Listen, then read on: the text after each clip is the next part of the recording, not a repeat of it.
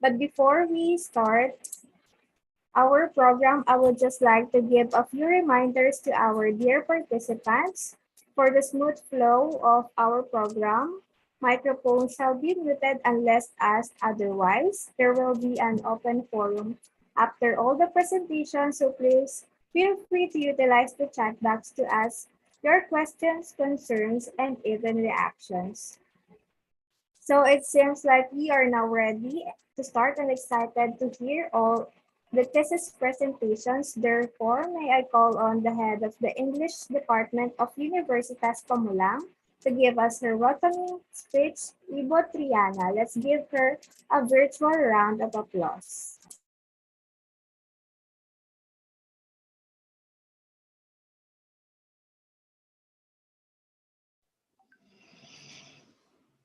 Thank you, Samdio. Okay.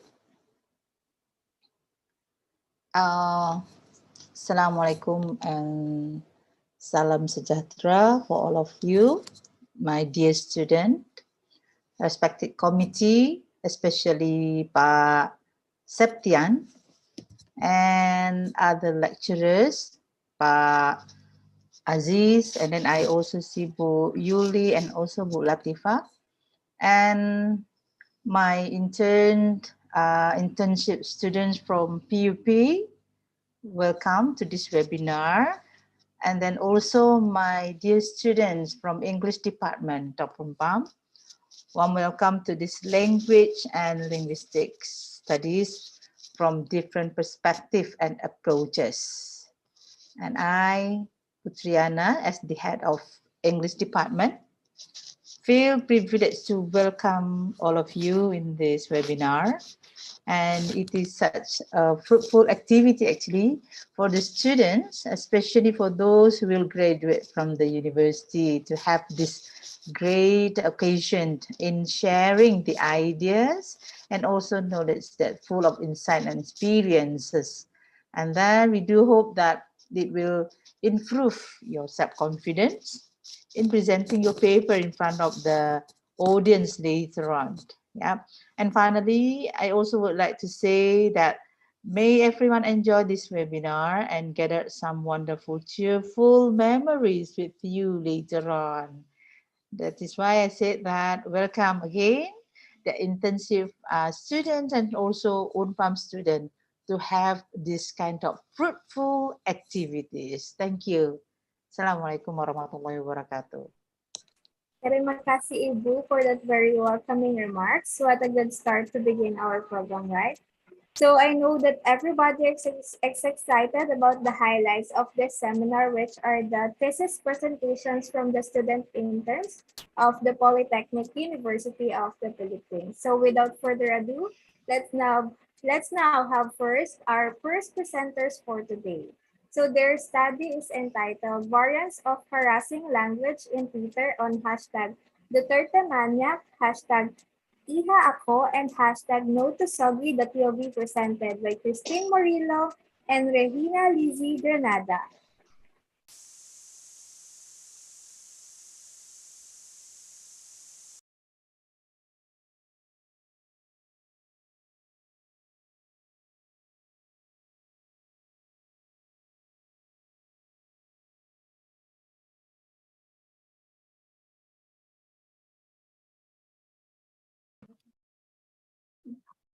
Good afternoon. A pleasant day to all students and faculty of Universitas Pamulang. I am Christine Murillo, researcher and speaker of the thesis Variants of Harassing Language in Twitter Discourse. I, along with my groupmate Regina Lizzie Granada, shall discuss what the contents of our study are. Okay, so the title of our thesis is Variants of Harassing Language in Twitter Discourse on hashtag Duterte Maniac, hashtag Iha Ako, and hashtag NOTOSOGIE. We will discuss the contents or the background of why we chose those filters or hashtags. So these hashtags, or what we call filters, in this thesis are categorized as gender-related issues in the Philippines. So these were the hashtags that trended amid the COVID-19 pandemic. So our study is qualitative in nature, and thus we analyze the contents of our data we collected. Okay. So we began exploring this topic since we found that in early studies, there are different uses in language among men and women in various contexts. This is practically rooted in the social and cultural customs associated with gender, that the said difference in the use of the language among men and women does not only consolidate men's power, but it reflects the subordinate position of women in the society and the present sexism as part of social reality. So gender differences in language are not inadvertent, but have a profound social root. So thus, it is not regarded only as a linguistic phenomenon, but also a social phenomenon. So another reason why our reason strengthened is because we discovered that there are no laws that cover these types of harassment. So there are local laws within our country, the Philippines, that are implemented to protect individuals from harassment. So there is the Republic Act 7877 of the Philippines, which is also known as the Anti-Sexual Harassment Act of 1995. It specifies that the criminalization of sexual harassment against any individual, regardless of gender, any form of sexual harassment, including sexual favors that resulted from coercion, directed to students, employees, or individuals in institutions, are prohibited by the law.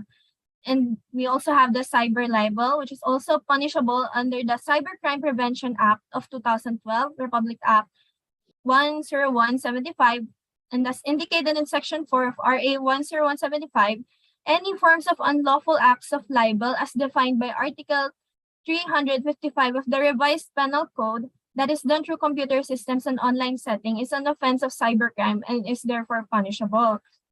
So as you can see, we have no laws that cover certain types of harassment that are present in social media. We only have the nearest law we have is the Cybercrime Prevention Act, but it only focuses on defamation.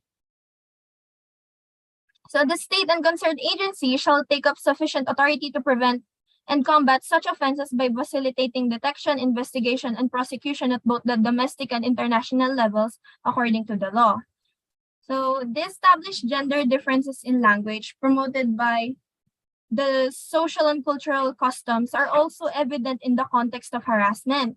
So although it does not exclusively confront women, we know that women have higher rates of reported harassment than men. Many studies indicate a significant difference in the number of reports of harassment, oftentimes concern sexual harassment among genders. So in a study concerning sexual harassment and coercion, which is conducted by Menard last 2003, it appeared that men are twice as likely to be harassing and 3 times more likely to be sexually coercive as women. So it's not just women, it applies to both genders. So moreover, now that numbers of movements and advocacies are being dedicated for the seriously rising cases of harassment to be heard and be given attention to, it is becoming increasingly clear that harassment does not exclusively confront males and females. So advocates and scholars raise their concerns on the lack in-depth studies on harassment towards the LGBTQ plus community, yet the very alarming rates of discrimination and harassment towards them continuously grow. The manifestation of gender differences in language use is highly expressed in online harassment as well. During the COVID-19 pandemic, there was an increase in the use of social media and online platforms use, which also implies a significant increase in the cases of harassment done online. So there are number of tweets. We have here the filters that we use to categorize the gender-related issues within our study. So first we have is hashtag Duterte Maniac. And maniac means pervert. And so the story behind this filter hashtag is that there are a number of tweets expressing dismay and backlash against the outgoing Philippine President, Rodrigo Duterte, after it was posted on Twitter. And the video was showed during the president's birthday, where it captured his attempt of groping one of his household helpers. The government palace defended the gesture from the president and referred to it as a playful gesture and no malicious intent, according to the palace spokesman, Harry Roque. So this resulted in discussions and arguments among people online about the repeated misogynistic remarks and actions under hashtag Duterte Maniac. So next we have the hashtag Iha Ako. So the background of this hashtag is daughter of a Philippine senator was talked down to and addressed as Iha after she replied against a tweet about women getting harassed and raped because of their clothing. So this happened in June 2020, and hashtag Iha Ako was used by a good number of advocates, women, and people who experience sexual harassment, not only to bravely share their personal experiences or stories, but also to raise awareness and rally against rape culture. So the movement started after Frankie Pangilinan, the daughter of the Philippine senator, slammed a tweet to Ben Tulfo, who was the attacker on this issue, implying that women's clothing, so Ben Tulfo said that women's clothing can be deemed as an opportunity for rapists and sex offenders, and that it invites the beast. So Tulfo seemingly talked down to Pangilinan in the said tweet by addressing her as Iha. So however, hashtag Iha Ako movement received a handful of negative reactions and criticism from other people, and tweets intended to attack and oppose the movement and the people involved were also observed. So on the other hand, the hashtag NOTOSOGIE, so the SOGIE bill was drafted to protect the LGBTQIA+ community from discrimination and to give them equality, which was well received but also faced with disagreements from the opposition. So it was the hashtag SOGIE bill, so has long been drafted by the former Akbayan Representative Loretta Rosales and late Senator Miriam Defensor Santiago to protect the LGBTQIA+ community from discrimination in work, accommodations, commodities, and everyday life due to their gender identity and sexual orientation, since the LGBTQIA community faces a lot of attacks. So this bill aims to fight for equality and the intents of the bill continues up until today. So while SOGIE bill received a lot of support from advocates and allies, it also circulated that on major social media platforms, including Twitter, where we got our data last year, that the bill does not provide any benefits to the straight community.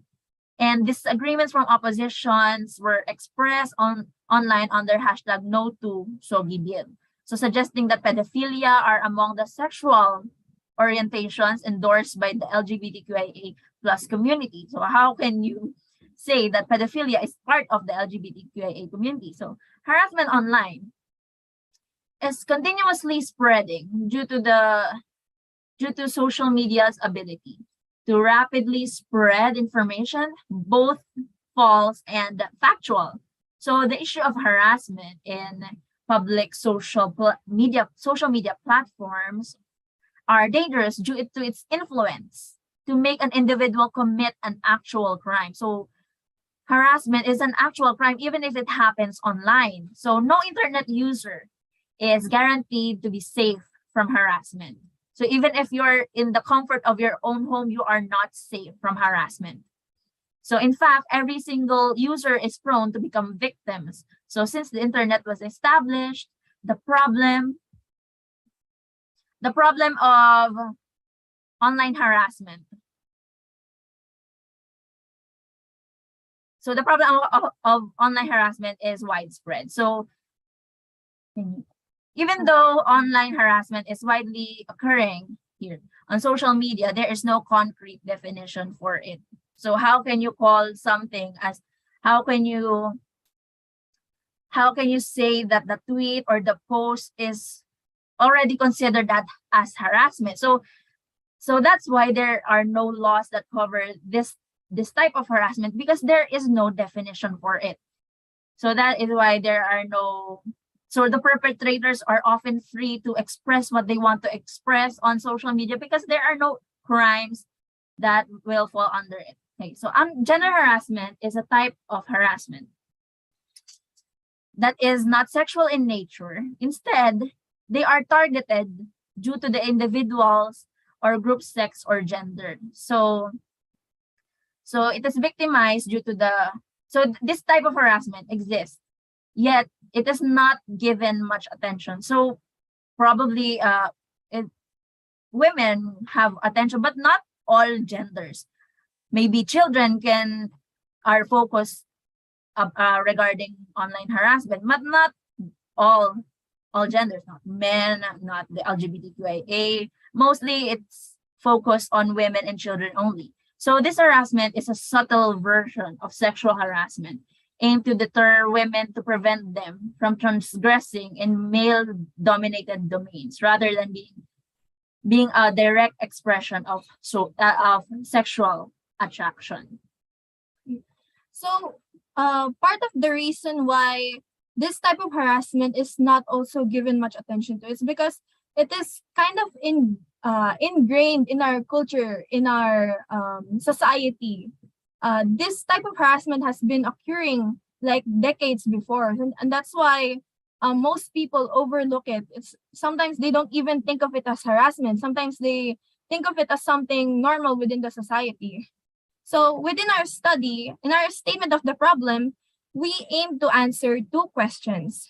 One, what are the variants of harassing language that are used by Twitter users in harassing tweets in the keywords under the following filter, which is hashtag #DuterteManiac, hashtag #IhaAko, and hashtag NOTOSOGIE?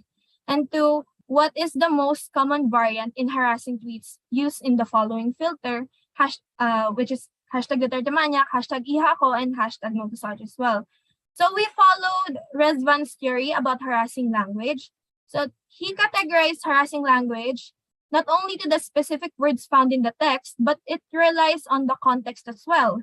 These hurtful languages were categorized and defined by Rezvan, and as follows: hate speech is speech that slander people due to their innate and protected characteristics. So hate speech can be categorized as either directed towards a specific individual or generalized, like towards a group of people. So hate speech is, an example is targeting the physical appearance, even if it does not have any connection towards the subject they are talking about or they are arguing about. And next we have abusive language, which takes on both oral and textual expressions that contain abusive or dirty words and are phrases in the context of jokes, vulgar, sexual conversation, or cursing someone.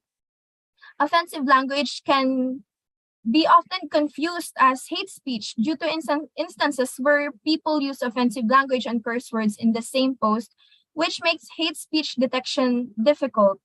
So offensive language has a very overly broad definition. It depends only on the subtle linguistic distinctions. Next is we have aggressive language, which involves a hostile approach to whom the statement is addressed. It may contain offensive language and is done in an aggressive manner. Lastly, harassing or cyberbullying language is an aggressive act done through electronic forms, like the internet, and carried out by an individual or a group repeatedly against a victim who cannot easily defend themselves. So another theory is the ambivalent sexism theory, which pertains to two types of sexism, namely benevolent sexism and hostile sexism. The ambivalent sexism theory is proposed by Peter Glick and Susan Fisk. So they try to explain the difference between the beliefs, the attitudes, and behaviors between men and women. So benevolent sexism is a type of sexism that shows positive remarks on women, yet it has underlying message that refers otherwise. On the other hand, hostile sexism is a type of sexism that contains the dominance of one group by attacking the perceived inferiority of the other group. So we will be showing the what are the variants of harassing language through the data we've gathered later. So this is our conceptual framework. So first is we have the input and the process and the output. We will be gathering tweets under 100 tweets per filter. And then we'll categorize them according to the variants of harassing language.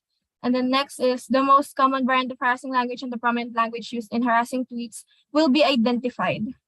So the scope of our study is the threads or tweets with harassing replies under the 3 hashtags from the start of the pandemic lockdown, March 2020, until August 2021.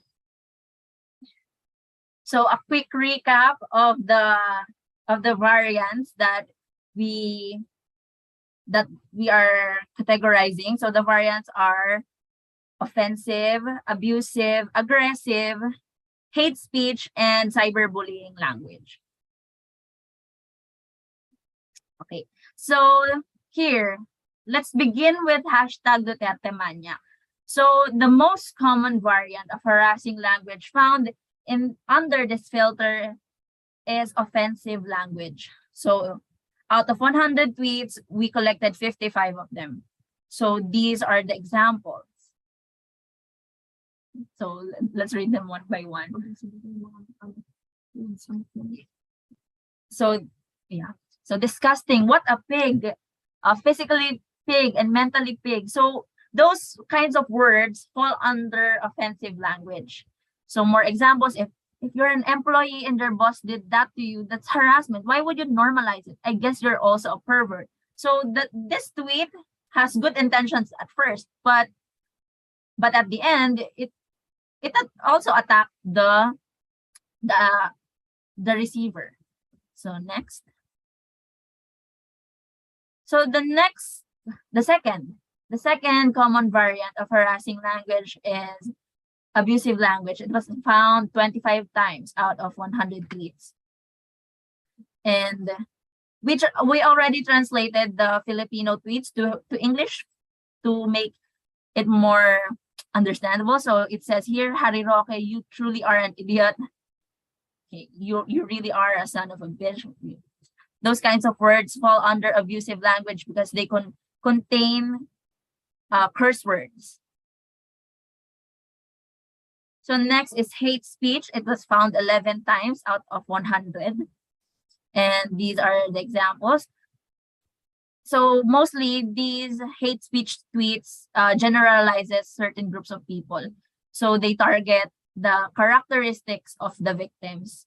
And most hate tweets are not related to the issue. So like here, this man is the ugliest March baby I've ever known, disgusting. You guys admit that your president is a murderer, then ignore the anger of the people, bunch of crazy stuff like that.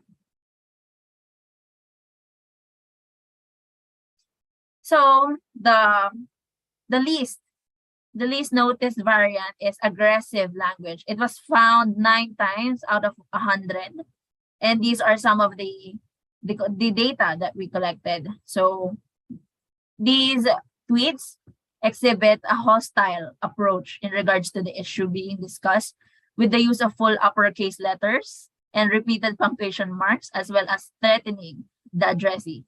Just like this one, go to hell, you disgusting fucking creep. So demon, even Satan would be ashamed of you.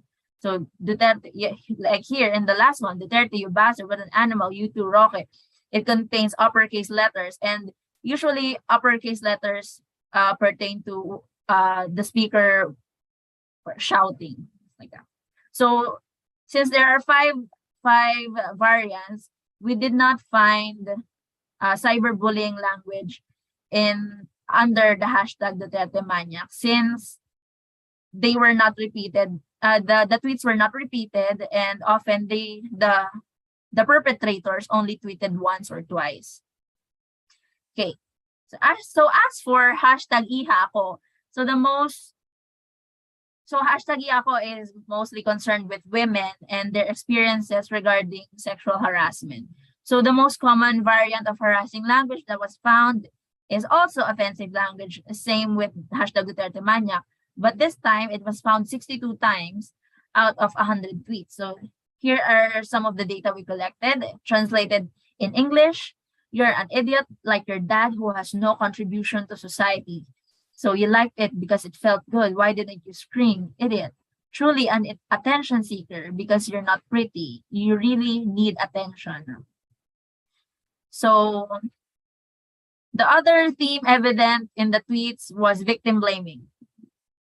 Here, like ma'am, please look at your clothes. Obviously, they are victim blaming. They are invalidating the point given by the author of the tweet. So most of the victim blaming tweets talk about the choice of clothing, just like this one, look at your clothes, wear appropriate clothing then. Then here, either they show it in a form of a question, like, why are you wondering why you always get groped? Like it's invalidating the point of the author of the victim.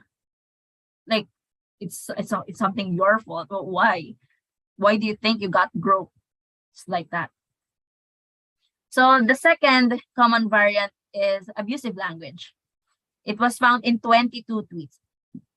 And we already translated it in English. So usually abusive language contains harsh language, curse words. So here are some examples. Hi Bentulfo, you son of a bitch. Some vulgar languages like this, can I pinch your penis? And I wonder what's your reaction if I don't wear briefs and stand beside you with me. So those are the tweets that we found on Twitter. Like imagine seeing them online,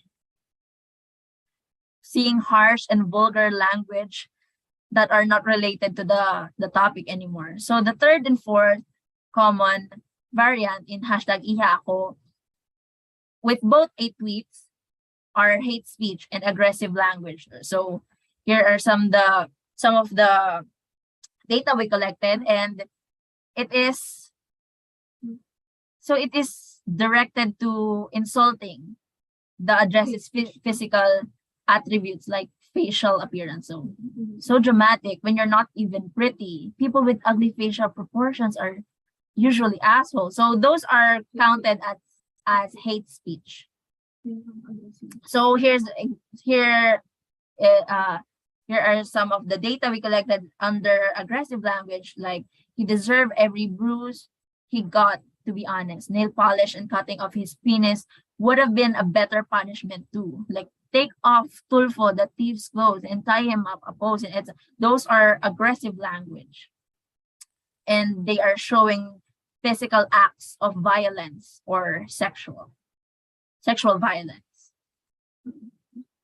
And cyberbullying also wasn't found in hashtag #IHAAKO because usually they were just tweeted once or twice and they didn't really attack the victims that much. So as for the third, So next is we have the hashtag NOTOSOGIE or hashtag NOTOSOGIEBILL. So this particular keyword or hashtag deals with tweets that are against the Senate Bill number 1934, which is the Sexual Orientation and Gender Identity Expression Equality Bill or SOGIE Bill. So just a reminder that the SOGIE Bill is a bill that protects the LGBTQ plus community against discrimination and to avoid them getting kicked out from work, and other places, stuff like that. So the most common variant is the offensive language, which resulted in 55 counts of the 100 tweets collected. So more than half of the total count of harassing tweets are under this hashtag. So the common terms that are used under the offensive language are physical and intellectual insult to the victim or addressee. So we have examples here which says, God doesn't love you, sister, and you're stupid. So yeah. Next is we have the abusive language, which is also evidently prominent, amounting to almost 1/4 of the total count under the hashtag, which is found 23 times out of 100 tweets collected. So abusive language used are mostly curses, both in English and Filipino, and which includes like word that you can see in the examples. So imagine your next generation will be gays and yeah, you'll be crying blood. The other one is, you see how the hashtag NOTOSOGIEBILL people are like, oh, we already have laws for that, but we're silent when anti-terror law was passed. You just make me sick. Okay. So the other variants is the aggressive language, which is found 11 times out of the 100 tweets that were collected. So the aggressive language, it implies the presence of varying strong emotions under tweets. So this includes invalidating the opinion of the addressee, and it can also be noted that most of the aggressive tweets that we found are either written in uppercase letters and includes multiple punctuation marks, which can be seen in the samples down below. So no pronouns in bio, no fucking opinion. Shut up, you're making me vomit. So it's typed in all caps and with multiple punctuation marks to express the aggressiveness used. So next is we have the hate speech. So hate speech, it's mostly who generalize and encourage hate on general groups of people. So most hate speech under the hashtag NOTOSOGIEBILL generalizes people in religion or those who are Christian in belief and those who are straight in sexuality. So these statements are noticeably picking out a certain characteristic of the person or their religion, and they use it to generalize all those in the same practice or belief. So seen in the example below, they say that straight people want to be oppressed so bad, the desperation, and this just proved how ignorant and plain disrespectful some Christians are. What a shame. So lastly, we have cyberbullying, which is found 5 times out of 100 tweets collected. So cyberbullying is the harassment language. It defines if you target a victim repeatedly, that counts as cyberbullying. So most of the cyberbullying language found in the tweets are due to the continuous response to the addressee with harassing behavior displayed by the author of the tweets. So it is also important to note that some of the authors of the tweets continue to harass the victim or the addressee by still replying to the tweets that are no longer connected to the issue. So that's already cyberbullying. So the tweets include disparaging insults that are directed to the physical appearance, opinion, or belief of the victim. Some also include sexual innuendos, and some of the cyberbullying include those tweeted or replied by the same user under different tweets. So the example below is, you folks can't even agree on one interpretation and version of the Bible and Bible God, and you expect people to believe in your imaginary friend. And the second one is clown. So yeah. So just to conclude our presentation. So our study is about the different variants of harassing language present in Twitter discourse, as well as helping to raise awareness about the increasing online harassment towards men, women, and the LGBTQ+ community.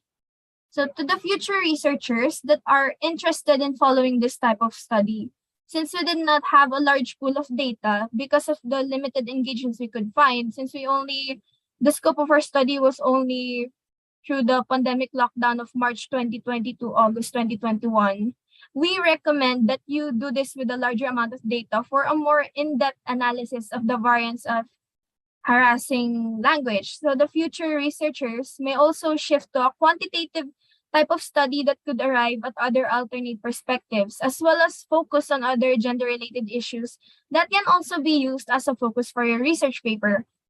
So remember that this study was conducted in the Philippines, which means that there is a limitation on the findings of how gender and language are related that you guys can explore more.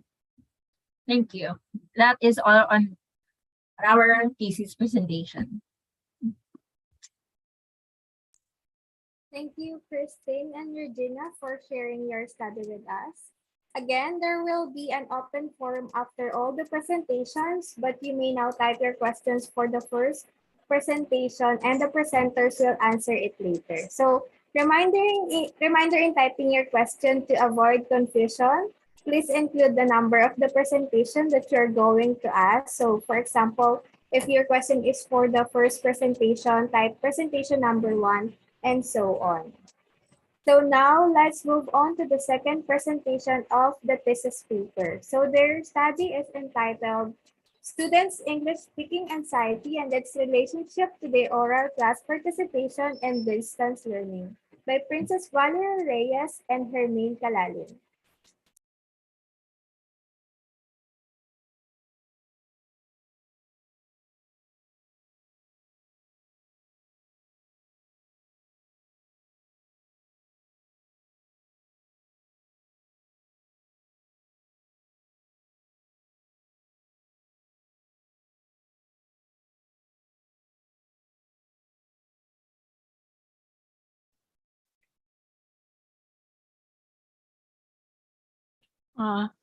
Salamat siang semuanya. Good afternoon, everyone. Good afternoon, Ibu Triana, professors, to the students of PUP and UNPAM. I am Princess Valerie A. Reyes, a fourth-year student of Bachelor of Arts in English Language Studies at the Polytechnic University of the Philippines. And together with my co-researcher, Hermine Calalin, we will present to you our undergraduate thesis titled Students' English Speaking Anxiety and its relationship to oral class participation in distance learning. I would also like to introduce to you our other co-researchers who worked with me and Hermine for this study. They are Eliza Jane Cabunyag, Roninia Janjelin Monique Gamba, Professor Justin Sanoy, and Seferino Hernandez. Again, this is our study, Students' English Speaking Anxiety, and its relationship to oral class participation in distance learning. English is a language that is spoken in many countries all over the world. It is utilized as a communication tool in various fields, including professional and business. However, because our mother tongue, Filipino, is the language we naturally learn, we usually feel most at ease at speaking it. Consequently, speaking a second language often gives anxiety to a speaker. According to Gardner and McIntyre in 1992, language anxiety has long been recognized as a barrier to second or foreign language learning.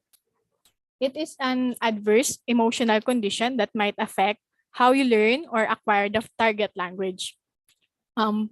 Foreign language anxiety causes the students to start having trouble stating their speech in words and start to have language anxiety. The beginning of negative self-related cognition happens when a person gets anxious in any given situation. There are thoughts of failure experienced by the person like, I am not capable of finishing this, or the self-deprecation stating, I am simply not good at this field. And the feeling of avoidance, I am hoping that this would end. These thoughts consume the individual that the feeling of anxiety arises within. Once the individual lets those thoughts sink in, they begin to affect their cognitive processing.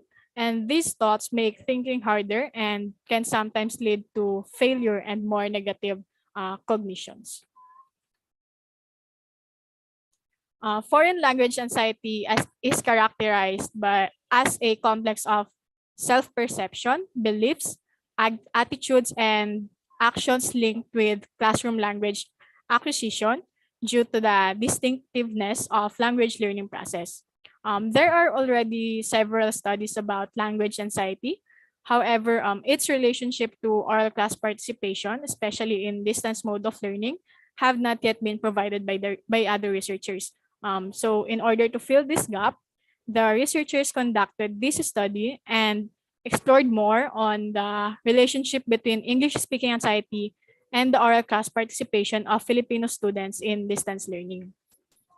The foreign language classroom anxiety scale was adopted for this study.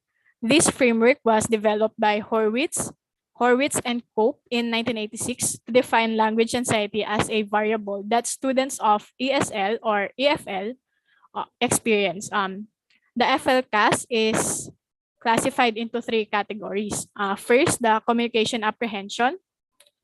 Communication apprehension is a type of shyness marked by trepidation or fear of speaking in front of people.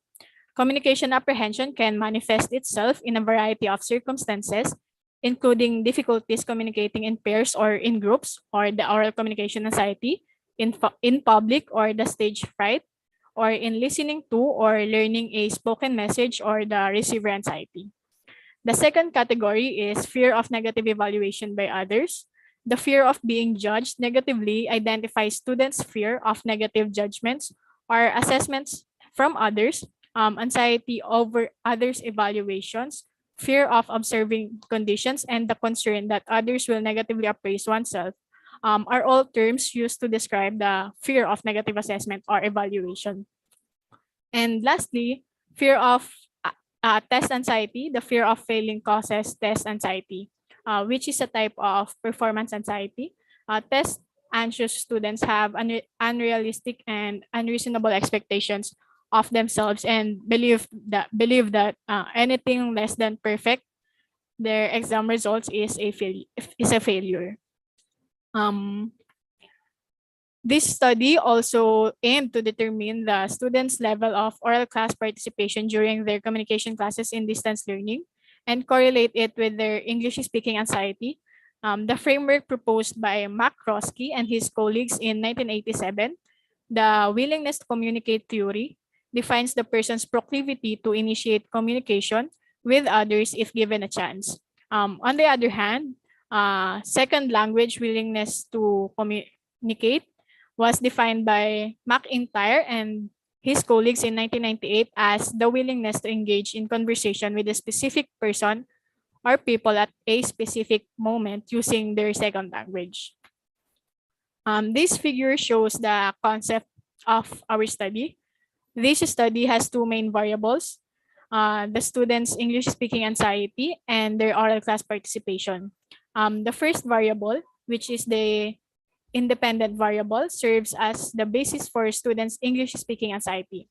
In this study, the researchers looked into students' English speaking anxiety and their oral class participation through the modified FLCAS designed by Horwitz and Cope in 1986, and oral class participation measure designed by Fassinger in 1995, which are both contextualized in communication courses in distance learning. Students' English speaking anxiety in general is expected to be high according to NA. On the other hand, the dependent variable, the student's oral class participation, is expected to be low since it is expected that a student with a high level of English speaking anxiety tends to be silent in their classroom. The FLCAS suggests that there is a correlation between the two variables. The FLCAS includes measuring the student's communication apprehension, fear of negative evaluation by others, and their test anxiety. After determining the level of students' English speaking anxiety and using the modified FLCAS, the researchers will correlate it to the students' oral class participation in their communication courses in distance learning. This study aimed to delve into the phenomenon of English speaking anxiety experienced by the students in distance learning to determine its relationship with their oral class participation. Specifically, this research aims to answer the following questions. First, what is the demographic profile of the students in terms of their sex, age, academic discipline, and province of residence? What is the level of students' English speaking anxiety during their communication classes in distance learning in terms of communication apprehension, fear of negative evaluation by others, and test anxiety? Next is, what is the level of the students' oral class participation in the communication courses in distance learning? And lastly, is there a significant relationship between students' English speaking anxiety and their oral class participation? To further confirm previous studies on the English speaking anxiety of the students, the researchers hypothesized that the students have a high level of English speaking anxiety in distance learning in terms of communication apprehension, fear of negative evaluation by others, and test anxiety. Second hypothesis, students have a low level of oral class participation in distance learning. And lastly, there is a significant negative relationship between the students' English speaking anxiety and their oral class participation. This study explores the level of anxiety experienced by the students in their communication courses in distance learning. In this regard, the present study aims to measure the level of speaking anxiety experienced by the students and determine its relationship with their oral class participation. This study was conducted in the time of pandemic where students are in distance mode of learning. Thus, the participants of this study were gathered online through Facebook, and the survey was implemented through Google Forms. Due to the time constraints in conducting this study, the number of participants was limited. Hence, the distribution of the participants in terms of their sex, age, academic discipline, and the province of their residence is random. Remain. Okay. Can you hear me? Yeah. Okay. So for the research methodology, the study employed a quantitative method to obtain the data needed. And the data needed are first, the student's English speaking anxiety level in terms of communication apprehension, fear of negative evaluation by others, and test anxiety.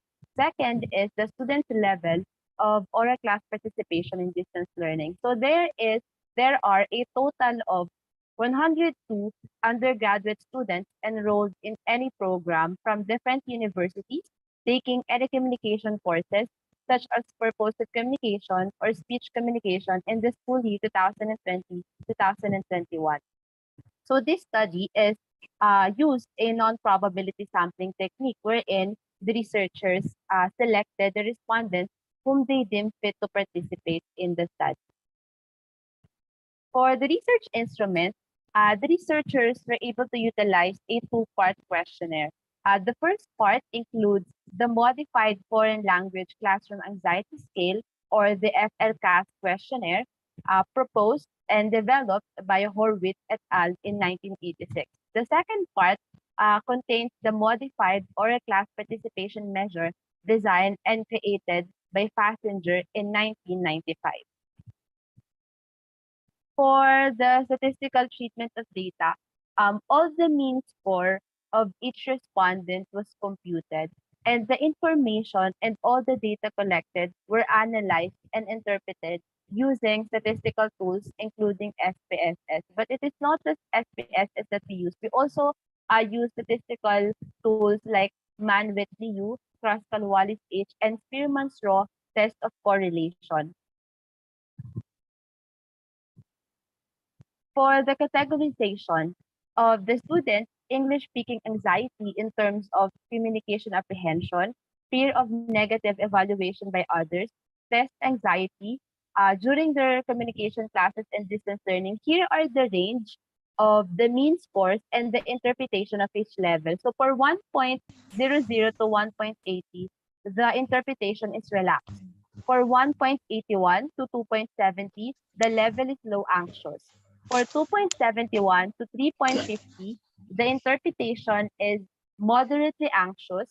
For 3.51 to 4.30, the level is anxious. And for 4.31 to 5.0, the interpretation is very anxious. For the second part of the categorization includes the students' oral class participation level during their communication classes in distance learning for the ranges of the mean score and the interpretation of each level. So for 1.74 and below, the interpretation is poor. This means that the oral class participation of the students during their communication classes and distance learning is poor. For 1.75 to 2.49, the interpretation for that level is low. For 2.50 to 3.24, the interpretation is average. And when the mean score reached 3.25 to 4.0, the interpretation or the level of the oral class participation is high.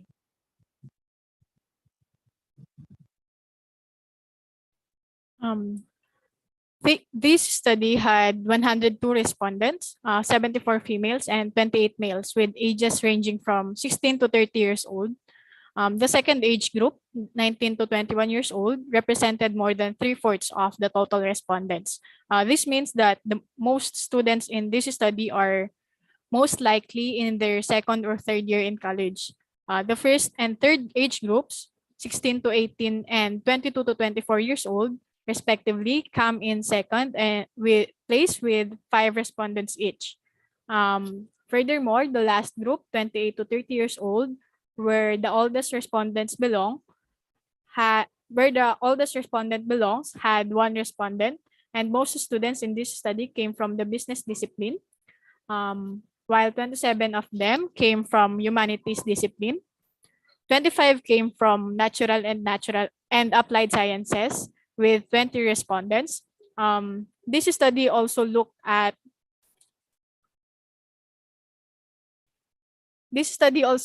the province of residence of the respondents, where most of the students were from NCR, and with 77 respondents. Students outside NCR also took part in this study, where Region 3 had 3 respondents, Region 4A had 18 respondents, Region 4B had 2 respondents, and lastly, Regions 5 and 6 both had 1 respondent.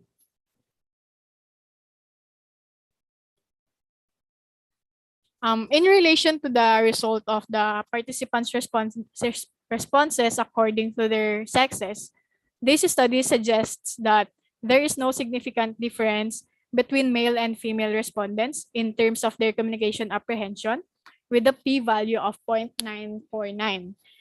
And also with their fear of negative evaluation by others, with a p-value of 0.350. There is also no significant difference in their test anxiety, with a p-value of 0.82, as well as with their English speaking anxiety with a p-value of 0.730, and their oral class participation with p-value of 0.563. Both sexes in this study showed that they are anxious in the different areas of speaking anxiety, but their sexes have nothing to do with it. Thus, this research suggests that males and females can experience anxiety affecting their oral class participation. In terms of the respondents' ages that range from 16 to 30 years old, and was grouped by the researchers into 4 age groups: the 16 to 18, 19 to 21, 22 to 24, and 28 to 30. The results of this study also showed that there is no significant difference between the ages of the respondents in terms of their communication apprehension, their fear of negative evaluation by others, test anxiety, English speaking anxiety, and their oral class participation. Similar to the respondents' sexes, it was seen that in terms of the different areas of English speaking anxiety, one's age has nothing to do with it, because all age groups showed anxiety, and anxiety affects their oral class participation. In this study, a particular age group, the 22 to 24 years old, got the highest mean score of 3.76, which means that they are anxious in terms of their English speaking anxiety, while the other age groups were moderately anxious. And the researchers made a post hoc evaluation and found out that the difference was minimal and therefore insignificant, thus making age as a basis for having or not having English speaking anxiety is not suggested. The academic discipline of the respondents is the third demographic profile that the researchers considered. This study found out and thus suggests that there is no significant difference between students' academic disciplines in terms of their communication apprehension, fear of negative evaluation by others, test anxiety, English speaking anxiety, and oral class participation. This study suggests that even if the students are in the discipline of business, humanities, natural and applied sciences, or even social science, English speaking anxiety is unavoidable, making students from different disciplines vulnerable to English speaking anxiety, and also vulnerable to the effects of anxiety to their oral class participation. For the last variable, the province of residence of the participants was also considered. The results showed that there is no significant difference in the varying location of the respondents, even though there are participants who came from NCR, Region 4A, Region 3, Region 4B, Region 5, and Region 6. In terms of their communication apprehension, fear of negative evaluation by others, test anxiety, English speaking anxiety, and oral class participation to be related to their location, this study suggests that the participants' location and the province of their residence have nothing to do with their anxiety, because no matter the location of the respondents, anxiety was experienced, and thus making their province a basis for experiencing or not experiencing anxiety is not suggested.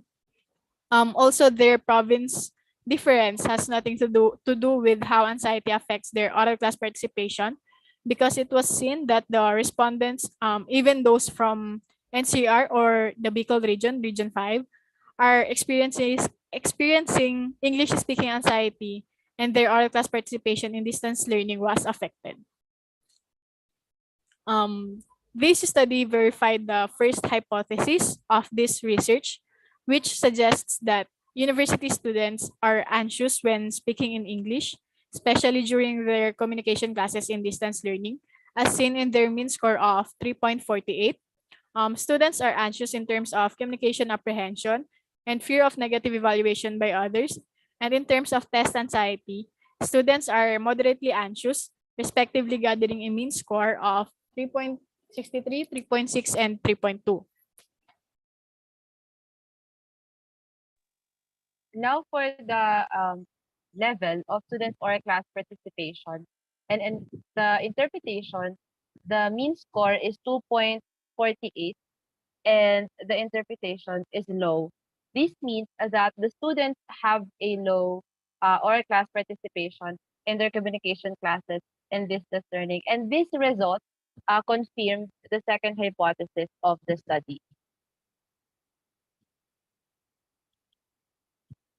Now for the correlation between the students' English speaking anxiety and oral class participation. The relation between variables. First, we have the English speaking anxiety, the total English speaking anxiety of the students and their oral class participation. The result is significant negative. The same with communication apprehension, fear of negative evaluation by others, and test anxiety. Using the Spearman's Rho test for correlation, the researchers analyzed the relationship between the following variables. And we can see that the result is significant negative. This only means that the student's English speaking anxiety affects the level of the oral class participation, whereas when the student's English speaking anxiety is high, their oral class participation is low. And when their English speaking anxiety is low, their oral class participation is high. Thus, this result supported and confirmed the third hypothesis of the study. The study therefore concluded that the students are anxious in terms of English speaking, communication apprehension, fear of negative evaluation by others, while in terms of the test anxiety, they are only moderately anxious. So in relation to oral class participation, the study showed and was able to reveal that the students' English speaking anxiety affects the oral class participation of most of the students as they become reticent or silent and they choose not to speak during their communication classes. That's why they got low level in their oral class participation. As what we said a while ago, that as English anxiety is high, the oral class participation is low. And when the English anxiety is low, their oral class participation is high. As the researchers, we therefore recommend for future researchers to adapt this study and try to modify its context. They could also try to investigate if there is a significant difference between English speaking anxiety and oral class participation in the two different modes of learning, like the face-to-face mode of learning and the distance mode of learning. They could also try to look on similar studies that use a different method or mixed method. They could also increase the number of participants in the study and try to focus more on a specific demographic. They could also try to develop a theory for distance learning anxiety and distance learning participation. Finally, as the researchers, we therefore recommend for administrators and instructors to consider several factors that influence the student participation in class in terms of creating their learning plan and establishing a method of instruction. So that would be all. Terima kasih semuanya for listening. Thank you, everyone.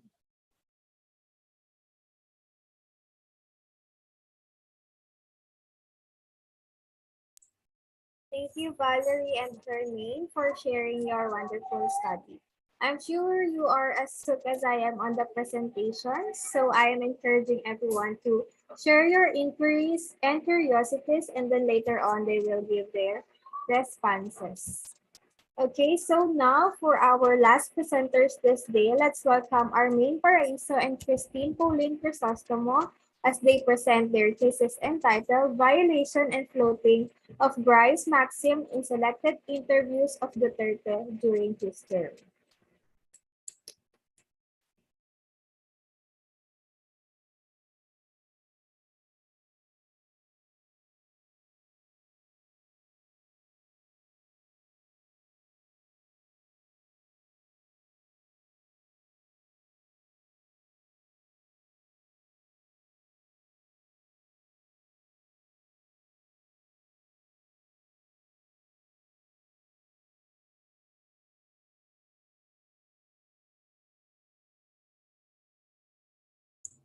Armin and Christine, you may now start your presentation.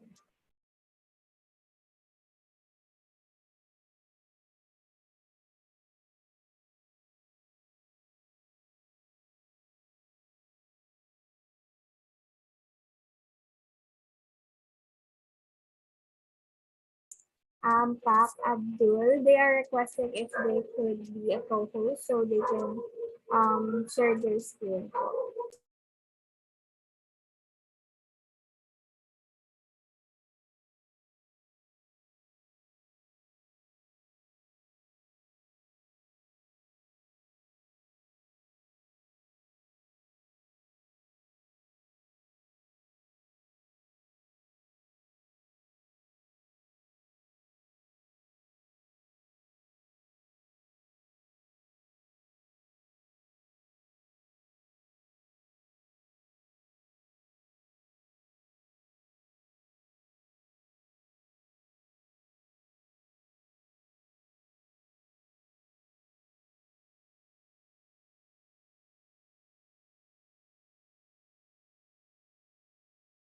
Okay, you may now share your screen, your co-host now.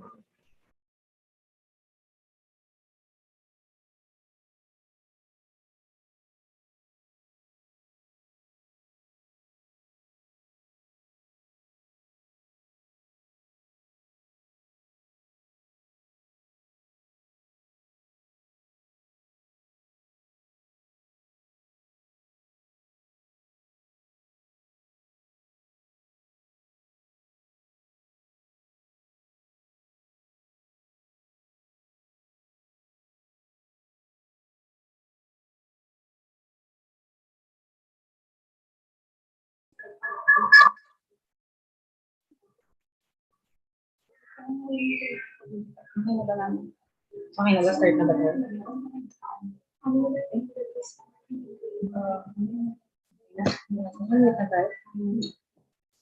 Okay. Good afternoon, everyone. Good afternoon, Ibu, Kiana, and the other professors. Good afternoon to the students of UNPAM and PUP. So before we start, we would like to remind everyone that as researchers, or at least those who aim to improve the lives and communities, we should be able to address and undertake researches that are considered as taboo or sensitive in our society. Because if we continue to avoid such topics, we will not be able to address the core of the problems, and provide certain solutions, as well as formulate support systems for such problems. Tackling such sensitive topics will allow us to understand the issues that affect today's society as we aim to improve the way of life of the people. Then again, it is important to conduct a research based on facts and visible problems within the society. As part of our introduction, allow us to share a short video of the main subject of our analysis to establish the context of the nature of the analysis. We advise everyone to be critical in watching and understanding the content. Let this also serve as a trigger warning, as this video contains a lot of foul words and cursing. Thank you.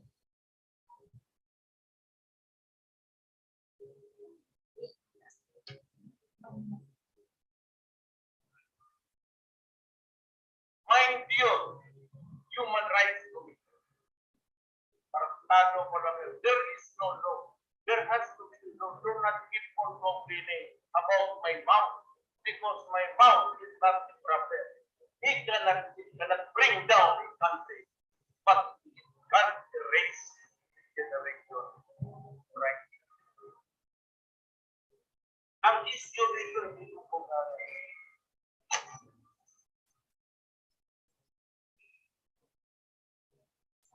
nabasa ko yung iyo condemnation.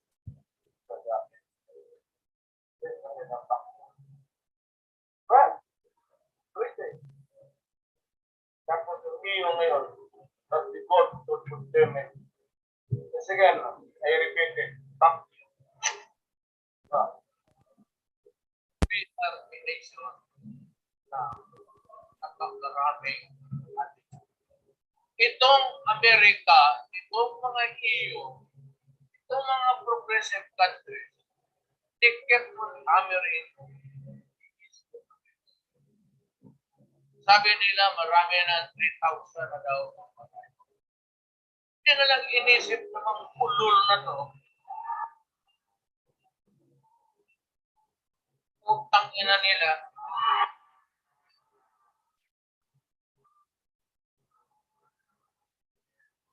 Para maintindihan ng mga utang ina. Pero walang itong parent o hindi sila madali sa utang. Hindi naintindihan nila. Sabi nila, Duterte, may death penalty noon. Wala man nangyari. Ganun rin. Bakit gusto mo ibalik? Ulol. Hindi ka naman tarantado. Hindi ako ang presidente noon. Sino ang karapatan ng pagkain mo? Dito sa kabila. Ito ang kinig kayo, Amerikano.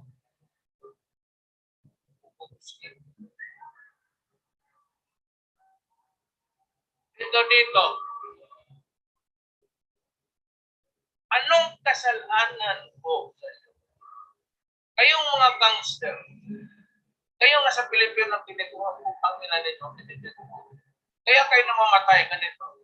Anong kasalanan ng Pilipino? Look at the history sa amin. Who discovered the Philippines? The answer was Magellan.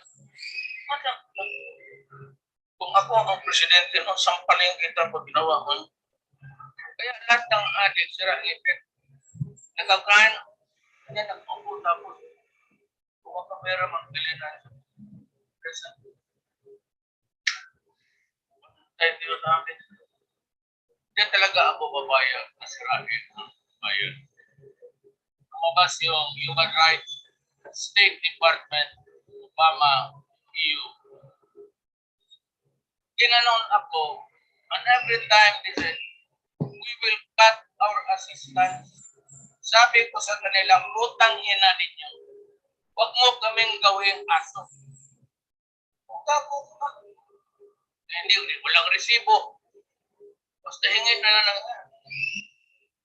totoo kayong magsabi, ako'y Pilipino, utang ina mo, huwag mo akong lupuin sa bayan ko, letse ka.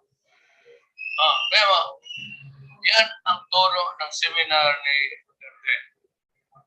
Kaya ako, pati po itong iyo, puta, ang isa rin hugot, some lawyers of EU, tulat-tulatan ako that I could be, ang masakit yan, ganito, utang ina nila. Ganon ninyo, paano ang mga Pilipino sa kanan? Nandiyan na nga, nagpakahirap na, tapos lang we will cut the assistant. Utang ina, ihilo ninyo yung pera ninyo. You know what is an hilo? That's like this piece of paper you run out of the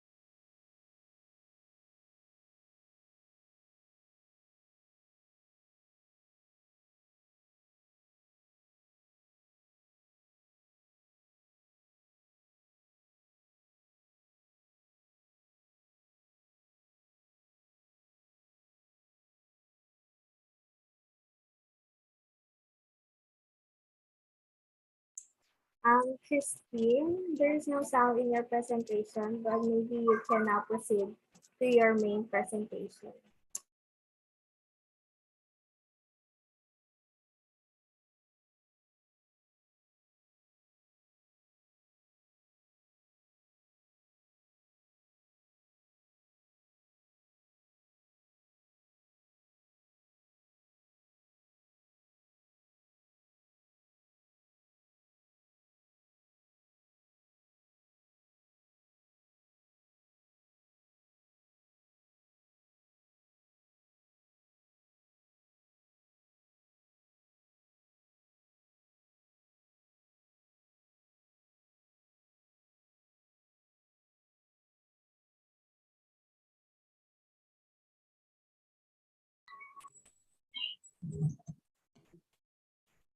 Ay, talaga.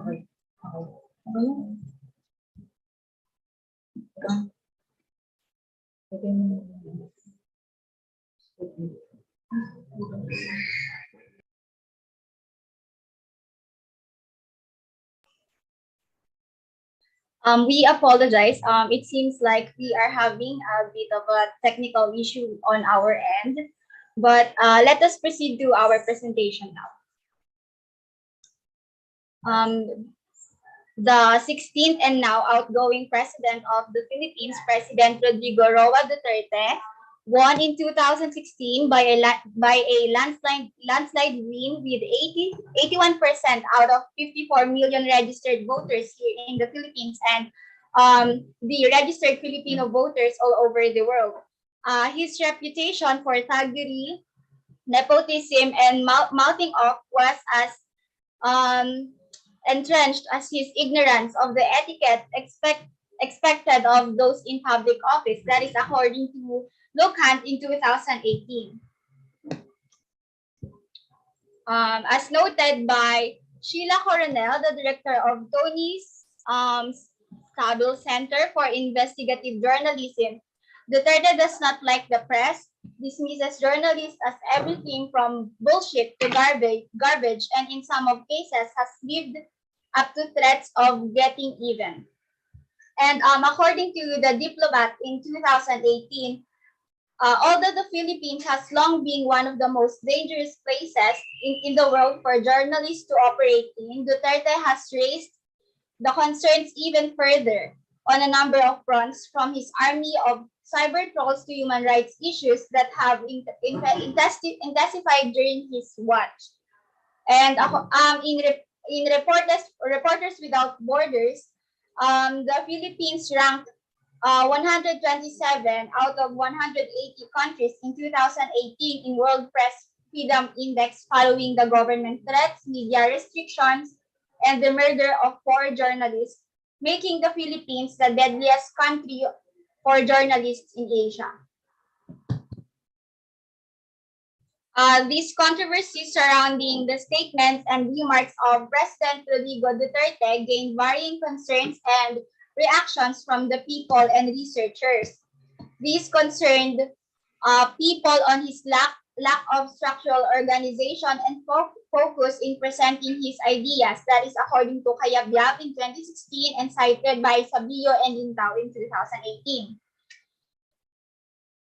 Ang Net study in 2018 elaborates that whenever the maxims are violated, it is mostly because of the intention of the speaker to imply a different message with their utterance or simply to avoid a certain topic, which is more noticeable in prominent figures, especially in their televised interviews. So, in a study of PANMIS in 2016, as well as the study of Cutting and Klein and Net in 2017, it is said that cultural difference is deemed to be the primary reason or primary reason behind the non-observance of the maxims in conversations as well as in televised interviews. In 2019, Karim analyzed the non-observance of maxims in artistic and political interviews, whereas he found out that in artistic interviews, it showed that there is more on the observance of the maxims compared to political interviews that commonly violate the maxim of manner, relevance, and quantity. To avoid answering certain issues or not answering sufficiently to hide their political agendas. And that somehow agrees to the result of the research of Ambel and the study of Jorfi in 2015.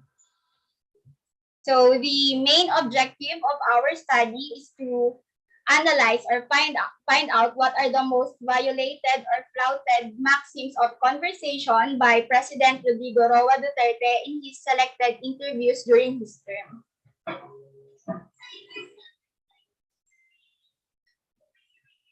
So for our methodology, we opted for the using the cooperative principle by Rees. As you know, cooperation is a part or a central part of human society. It motivates necessary functions in achieving beneficial and outcomes for the society to progress, as well as to satisfy the human needs.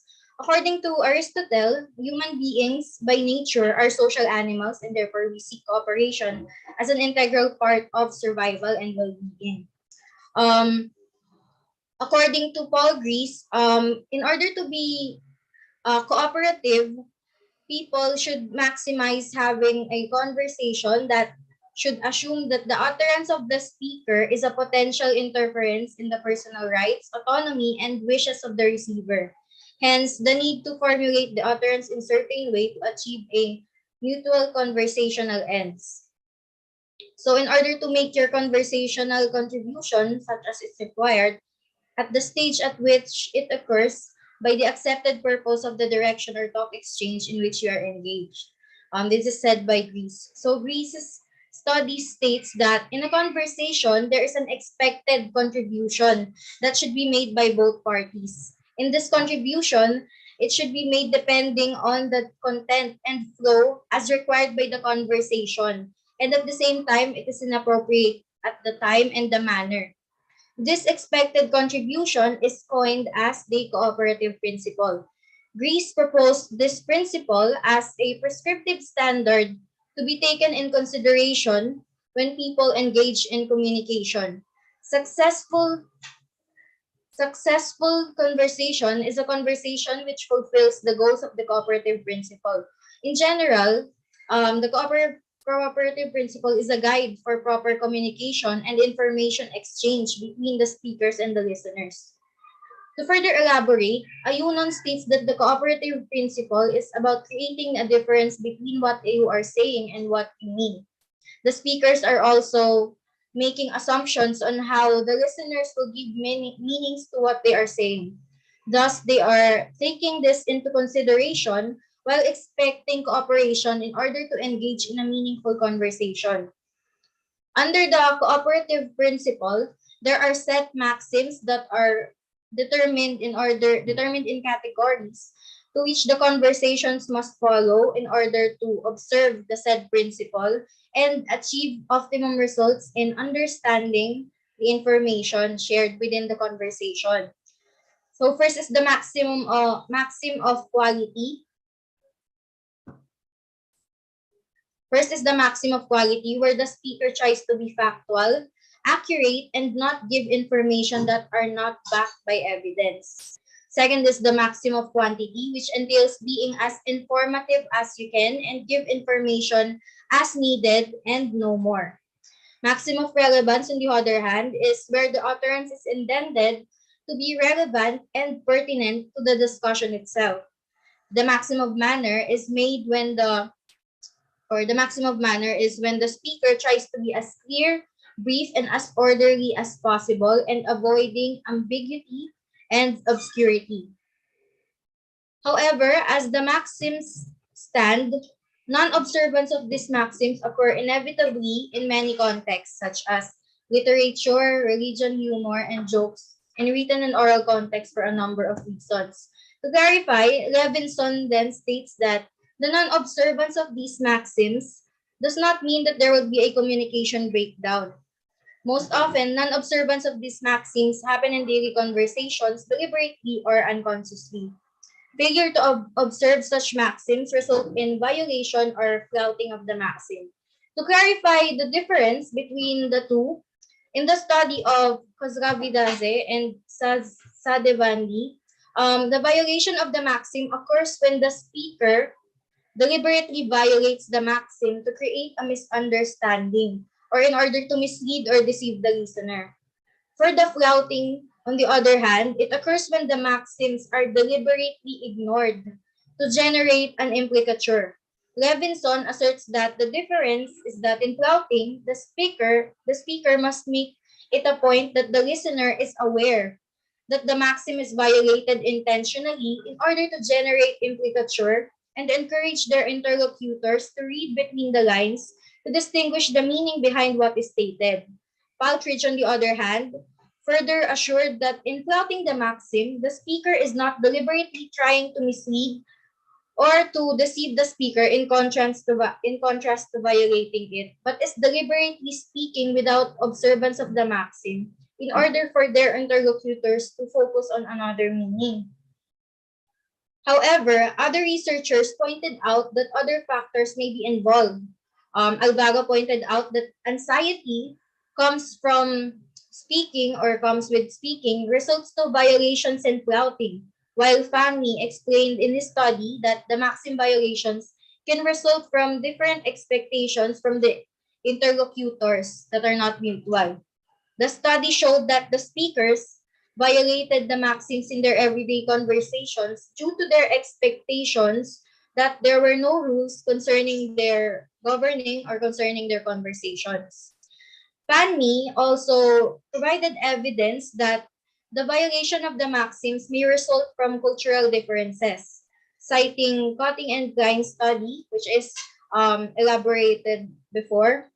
There is a cultural difference affecting discourse patterns.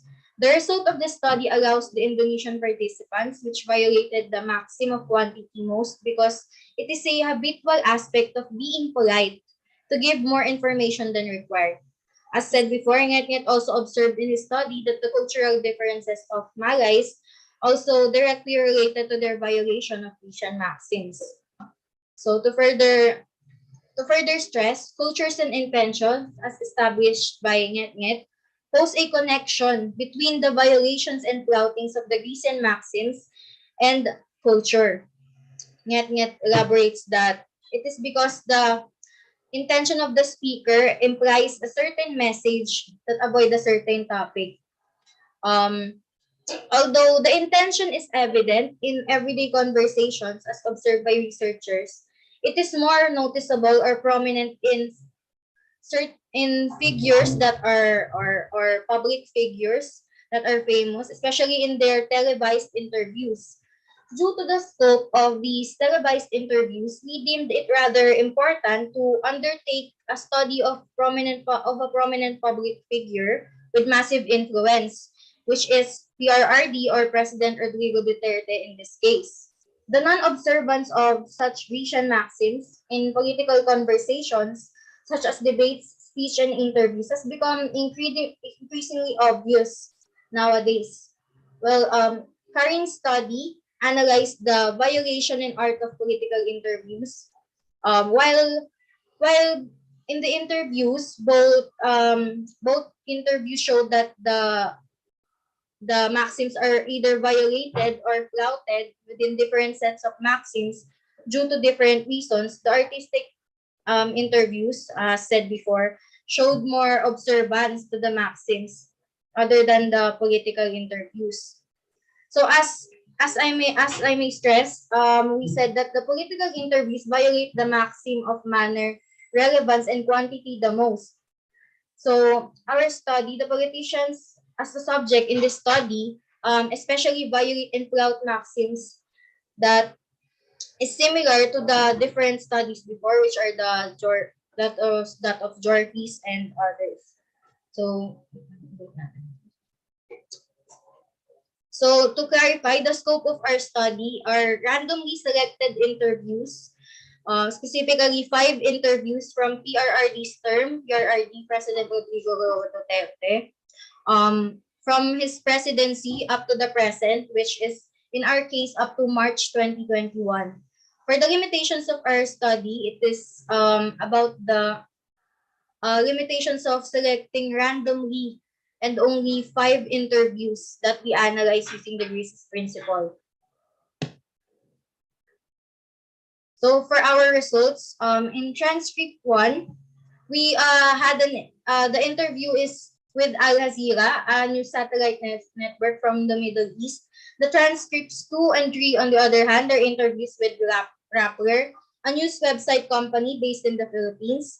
For transcripts 4 and 5, these are interviews with CNN or the Cable News Network Philippines, a Philippine-based television network originally from the US. So as you can see, here is a graph that represents how the quantity of the violations that occurred in transcripts 1, 2, 3, 4, and 5. So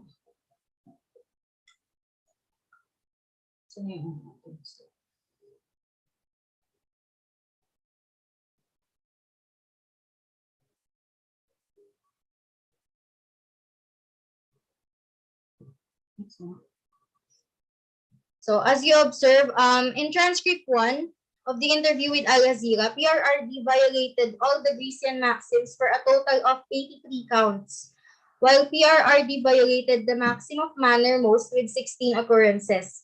Some examples of the maxims of manner of violations is as follows. As you can see here, the male host said that, "No, I don't want I don't. No, I don't. But people perceived that as a sign that we were going to get tough with China. And PRRD responded with, no, it was a hyperbole, really. You are going to expect, as you can see here, there's inaudible stated, which in the interview is PRRD cannot be, PRRD's words cannot be comprehended or cannot be understood. You're going to expect, all right, I don't even know how to swim. As it overturns, as you can see here, the I don't even know how to swim is irrelevant to the topic that is being asked by the interviewer.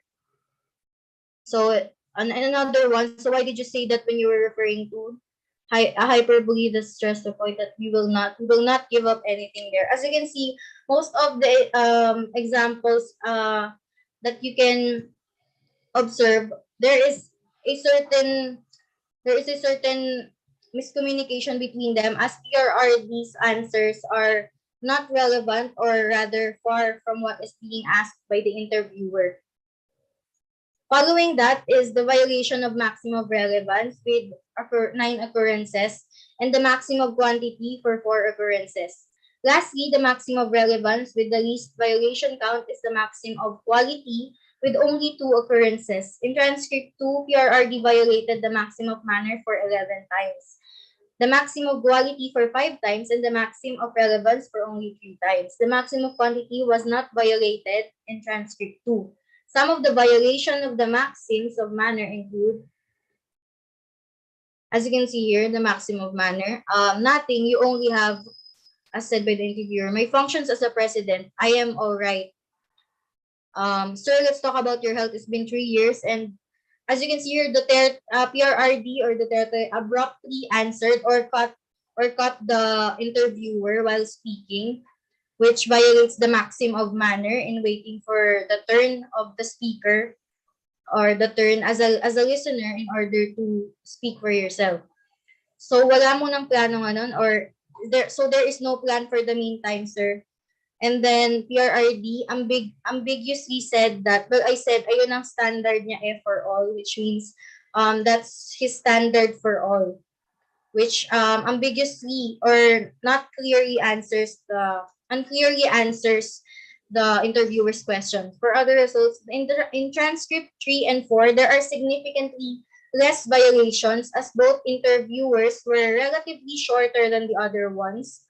In transcript 3, PRRD violated the maxim of relevance, most with 3 occurrences throughout the interview, while the violations of the maximum of quality follows closely with 2 occurrences. In transcript 4, the maximum of relevance is also the most violated with 2 occurrences. The maximum of quality and manner follows as both were violated once, while the maximum of quality was not violated at all. In transcript 5, almost all of the maxims were violated with an equal number of times, as the maxims of quality, manner, and relevance were violated for 6 occurrences, while the maximum of quality was violated for 4 times. Ayan, you can see on the table that the maximum of manner is the most violated maxim by PRRD. The maximum of manner is violated and flouted a total of 71 times in all the transcripts. So for the flouting, as you can see here, the chart flouted maxims for about 90 times for the 5 transcripts. In transcript 1, maximum of manner has the most occurrences. In transcript 2, the most flouted maxim is the maximum of manner with 17 occurrences. And in transcript 3 and 4, we have significantly less floutations as the interviews were shorter. In transcript 4, only the maxim that was flouted was the maximum of relevance, which was flouted once.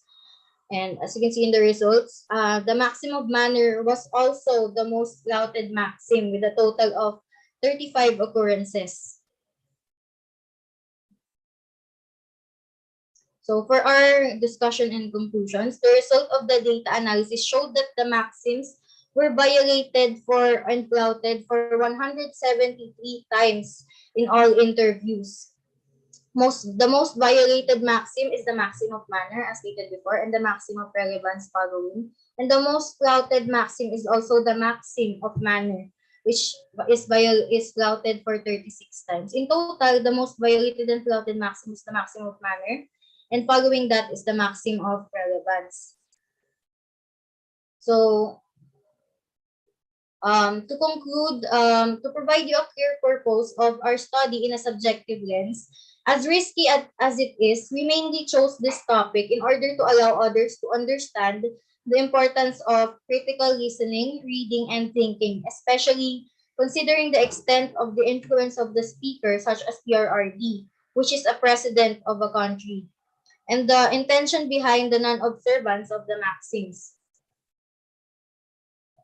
In the Philippines, the agenda of most influential people, especially politicians, are investigated to be focused on discrediting the media and even factual documentations on certain events in order to manipulate the situation to favor their political and personal agendas. Misinformation and disinformation becomes a dangerous weapon when it is used to veer people to questionable decisions according to the whims of some people in power. The recent Philippine elections revealed the same problem.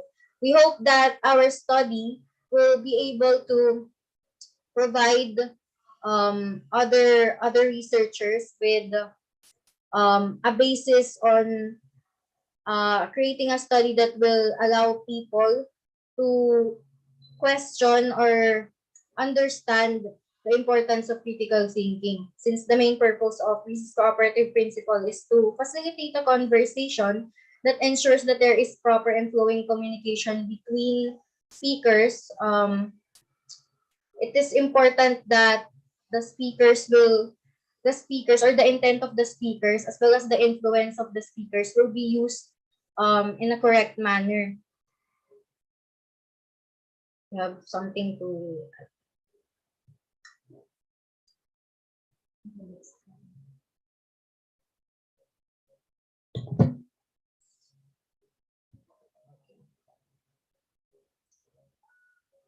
that is all. Thank you. Okay, thank you, Armaine and Christine, for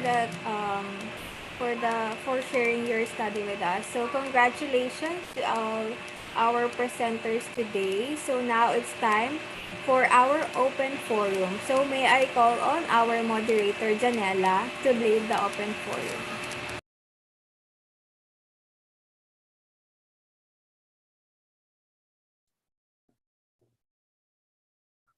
Hello.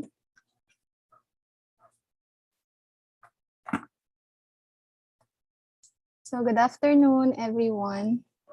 Am I being heard? Yes, loud and clear. Okay, thank you, Sam. So before our open forum, we would like to thank our presenters, Christine Murillo, Regina Lizzie Granada, Armin Paraiso, and Christine Pauline Crisostomo from ABLES 4.2, and Hermine Kalalin and Princess Valerie Reyes from ABLES 4.4 for presenting their thesis papers for this event. So after listening to our presenters, we are now accepting questions regarding their papers. So if you have any questions, please open your mic, or you can just type your questions in the chat box, and I will be reading it for the presenters to answer. Okay, so we have one question from the YouTube live. Oh, so this is for presenters Armin Paraisa and Christine Pauline Crisostomo. The question is, what are the main functions of violating and floating Rice's cooperative principles in the discourse?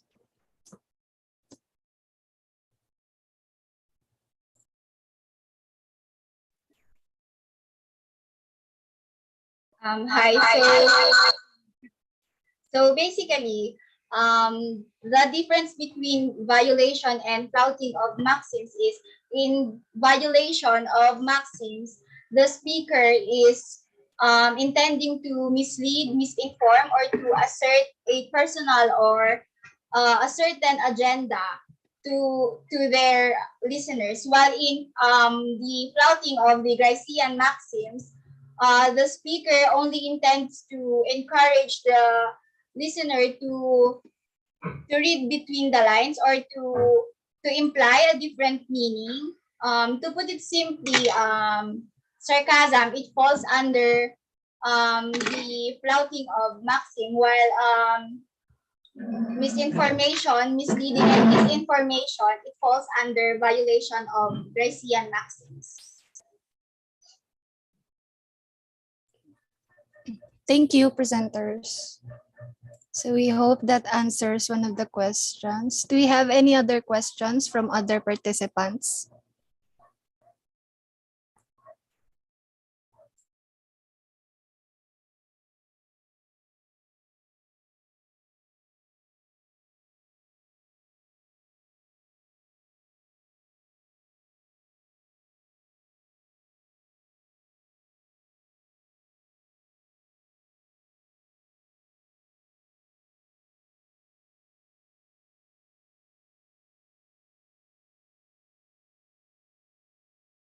For our participants here in Zoom meeting, if you have any questions, please feel free to type your questions here in our chat box, or you may open your microphones.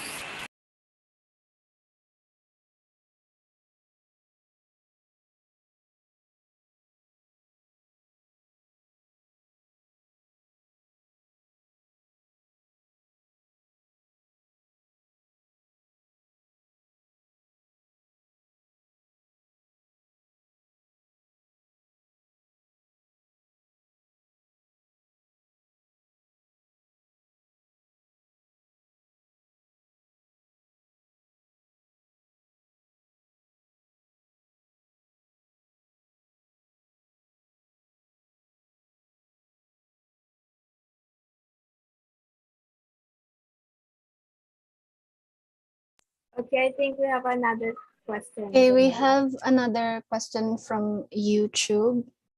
So I think this is another questions for the most recent presenters. So harassing utterance, the definition of it, could you explain further?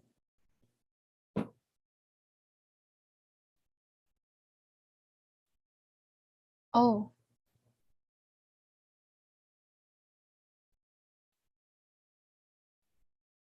Yes.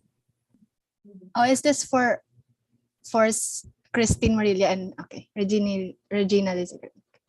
Hi, good afternoon. So harassing utterance or harassing language is defined as something that is a hostile approach.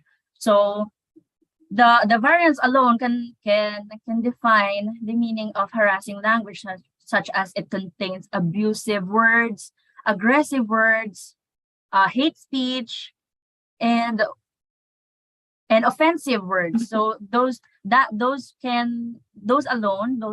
alone can define what harassing language, what languages fall under harassing language. Okay, thank you, Christine.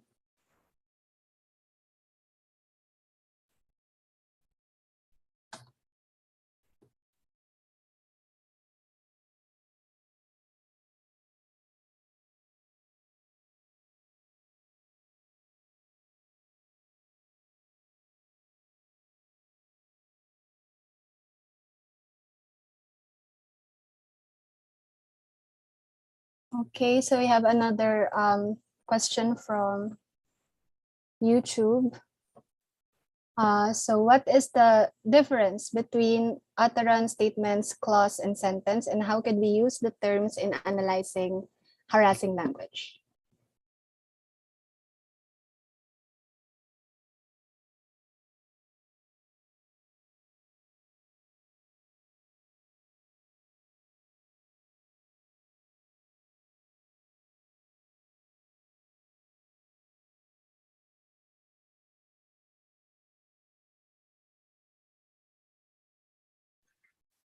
Okay, so so the question is, what is the difference between statements, clause, and sentence in terms of harassing language? Actually, in the data that we collected, So regardless if those are only words or phrases, clauses, or sentences, those alone, the meaning, the context, as long as it contains words that are offensive, that are abusive, curse words, vulgar words, those already fall under the harassing language. Because as you saw in our presentation earlier, even emojis alone can be a contributor to make a sentence or a phrase or a clause a harassing language. So it's not really dependent on the words or if there's a difference between clause sentences. So it really relies on the meaning of what it is said on the text. Thank you for answering that, Christine. So do we have any more questions for the presenters?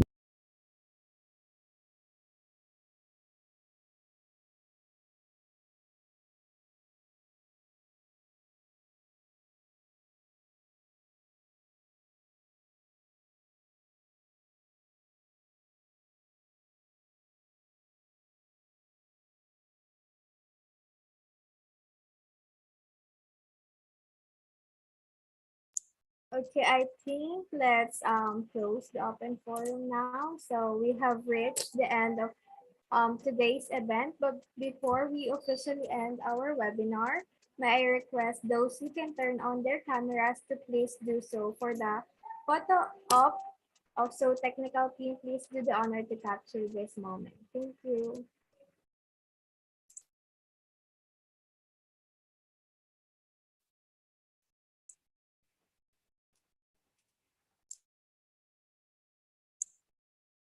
Please turn on your cameras if you can, so we can capture this moment.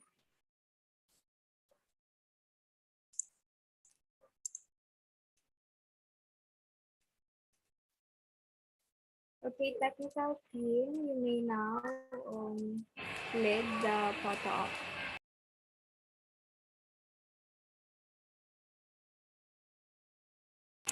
Valerie, can you do it? Yeah, sure. Thank you.